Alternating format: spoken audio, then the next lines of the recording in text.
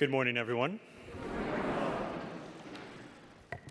So there was a father once upon a time passing by his son's bedroom and astonished to see that, the bed was nicely made, the room was clean, all the toys and clothes were picked up off the floor. Then he saw an envelope, and it was propped up prominently on the pillow. And on it, it had said, "Dad." So with trembling hands, he's a little worried, like, what's this? Has never happened before. He picks it up and he reads it.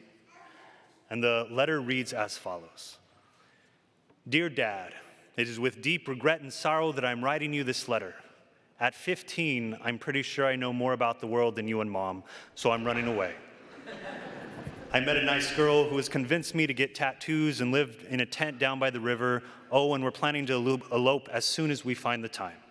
With all the money I've saved from birthdays over the last few years, we should have enough to get us by for a couple more years.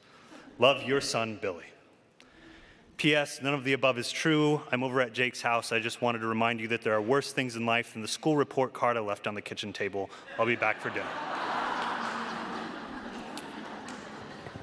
Sometimes we're afraid of making the wrong decision. Sometimes we're afraid of what the future will bring for our children. Sometimes we're afraid of growing old, afraid of what declining health might look like. And sometimes we're afraid of what others will think when we speak about Christ.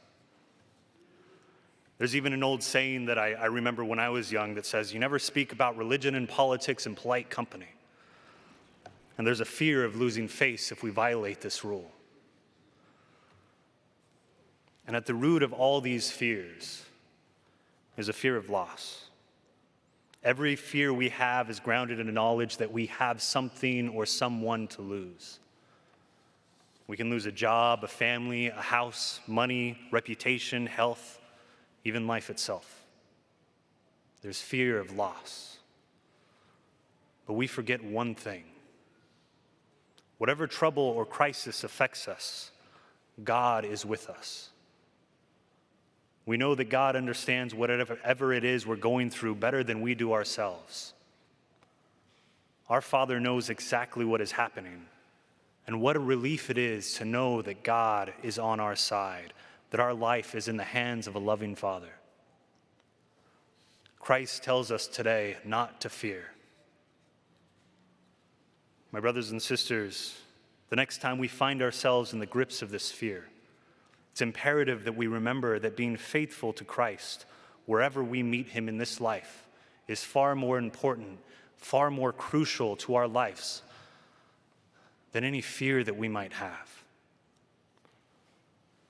Because we are known and loved by the Father. And he will see us through. He knows our suffering. He knows our sacrifice. He knows our joys, our happiness. He knows who we are.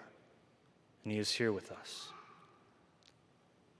So do not be afraid, for you are worth more than many sparrows.